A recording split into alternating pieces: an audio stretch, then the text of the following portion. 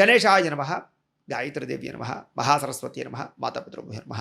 ముందుగా ప్రేక్షక వీక్షణ మహాశైలందరికీ కూడా నమస్కారం.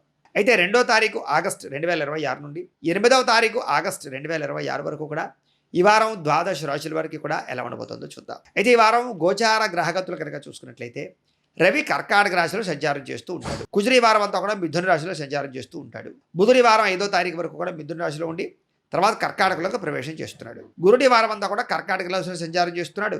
శుక్రుడు ఈ వారం అంతా కూడా కన్యా రాశిలో సంచారం చేస్తున్నాడు. శని అయితే కనుక ఈ వారం మీనరాశిలో సంచరిస్తూ ఉంటాడు.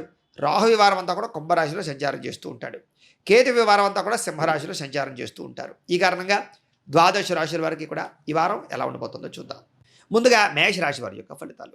అయితే ఈ వారం మీ గోచార గ్రహగతులు కనుక చూసుకున్నట్లయితే కొంచెం మిశ్రమ ఫలితాలు, కొంచెం ఇబ్బందులు కనపడుతున్నాయి. చాలా జాగ్రత్తగా ఉండాలి. ముఖ్యంగా ఎవరంటే త్రాగుడు వ్యసనాలు, మద్యపానం వ్యసనాలు ఉన్న వాళ్ళకి శస్త్రచికిత్స అవకాశాలు, ప్రమాదాలు కనపడుతున్నాయి. అలాగే స్నేహితుల వల్ల ధన నష్టం కనపడుతోంది. మాట్లాడేటప్పుడు సరిగ్గా మాట్లాడకపోవడం వల్ల లేదా ఎవరినైనా కించపరచడం వల్ల, తోలనాడడం వల్ల సమస్యలు కొని తెచ్చుకునే అవకాశాలు ఉన్నాయి. జాగ్రత్తగా ఉండాలి. ఎవరైతే మిమ్మల్ని బాగా ఇష్టపడతారో, కుటుంబ సభ్యులో లేకపోతే మీ గ్రోత్ను కోరుకుంటారో, మీ సుఖాన్ని కోరుకుంటారో వాళ్ళతోటి గొడవలు పడే అవకాశాలు ఉన్నాయి. ప్రేమించిన వాళ్ళ మీదే మీరు ఎక్కువగా ప్రభావము, ప్రతాపము చూపించే అవకాశాలు ఉన్నాయి. కాబట్టి జాగ్రత్తగా ఉండండి. ఒంటరిగా ప్రయాణాలు చేయకండి. ఒంటరిగా కూర్చుని అనవసరమైన ఆలోచనలు ఆలోచించకండి. ఏదైనా సమస్య ఉంటే నలుగురితోటి పంచుకోవడానికి ప్రయత్నం చేయండి.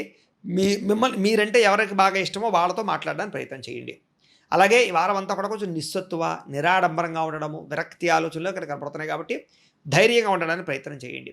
ముఖ్యంగా చెడు స్నేహితుల వల్ల పాడే అవకాశం ఉంది. కాబట్టి అలాంటి వాళ్ళని ఖచ్చితంగా దూరం పెట్టండి. వాళ్ళ నమ్మకద్రోహులని తెలిసినా, వాళ్ళు మిమ్మల్ని వాడుకుంటున్నారని తెలిసినా కొంత లౌల్యం ఉంటుంది. ఆ లౌల్యం వల్ల వాళ్ళతోటి తిరగడం, వాళ్ళతోటి కాలక్షేపం చేయడం, వాళ్ళు చెడ్డవాళ్ళు, దుర్మార్గులని తెలిసినా సరే వాళ్ళతోటి మైత్రి చేయడం మీకు మంచిది కాదు. ముఖ్యంగా అందరికీ ఇది చిన్నపిల్లల దగ్గర నుంచి పెద్దవాళ్ళ దాకా ఇది వర్తిస్తుంది. అయితే డబ్బుల కోసం మాత్రం ఎవరు పడితే వాళ్ళ దగ్గర చెయ్య చాచకండి. దానివల్ల మీరు అవమానం పాలవుతారు. వాళ్ళు ఇవ్వరు అని తెలిసినా కూడా మీరు అడుగుతున్నారంటే కనుక మీ అవసరం ఎలాంటిదో అవతల వాళ్ళు అర్థం చేసుకోలేరు. కాబట్టి అవతల వాళ్ళ వల్ల మీకు అవమానానికి గురయ్యే అవకాశాలు ఉన్నాయి. జాగ్రత్తగా ఉండాలి.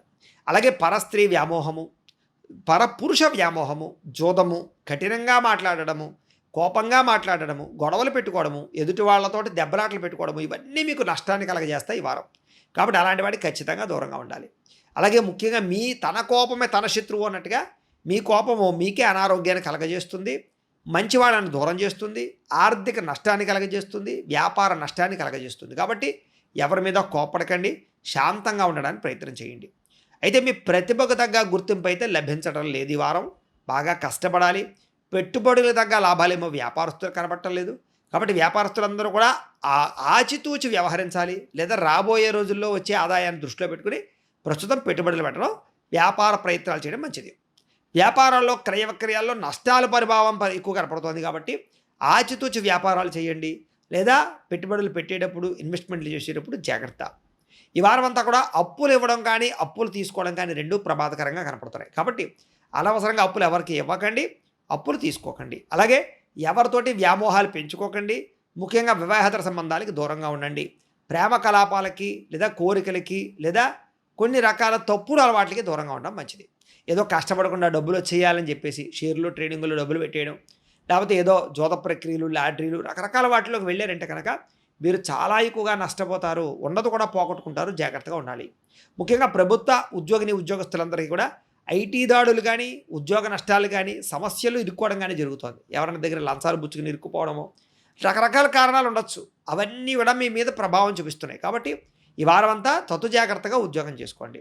నోరు జారడం వల్ల గొడవలు ఇవన్నీ ఏంటంటే జాతకం బాగోలేకపోవడం వల్ల కూడా జరుగుతూ ఉంటాయి. ఇక శారీరక కోరికలు మాత్రం బాగా పెరిగిపోతాయి ఈ వారం అంతా కూడా.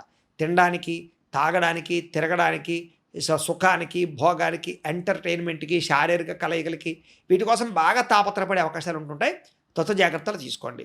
అయితే పట్టించుకోనటువంటి చిన్న చిన్న అనారోగ్య సమస్యలు, ఆ చిన్నదేగా దాన్ని వదిలేస్తే అది మీకు పెద్దదై శస్త్రచికిత్స దాకా దారితీసే ప్రభావాలు ఉంటుంటాయి. చాలా జాగ్రత్తగా ఆరోగ్యాన్ని పట్టించుకోండి. డబ్బులు కూడా విపరీతంగా ఖర్చు అవుతూ ఉన్నాయి. కాబట్టి ఇంట్లో కానీ బయట కానీ డబ్బుల విషయంలో జాగ్రత్త. అలాగే పెట్టుబడులు పెట్టేటప్పుడు మంచి పాలసీలు తీసుకోండి, మంచి ఇన్వెస్ట్మెంట్ చేయండి. ఫిక్స్డ్ డిపాజిట్లు, బంగారం మీద, భూముల మీద, స్టాండర్డ్ అయినటువంటి వాటి మీద మాత్రం ఇన్వెస్ట్మెంట్లు చేయండి. పాలసీలు ఖచ్చితంగా కట్టండి. ఇక ఎన్ఆర్ఐలు, ఇతర దేశాల్లో ఉండే భారతీయులందరికీ కూడా ఉద్యోగ నష్టాలు, సమస్యలు ఎదుర్కొనే అవకాశాలు, ధన నష్టాలు బాగా కనపడుతున్నాయి. కాబట్టి అన్ని చోట్ల కూడా జాగ్రత్తగా వ్యవహరించండి.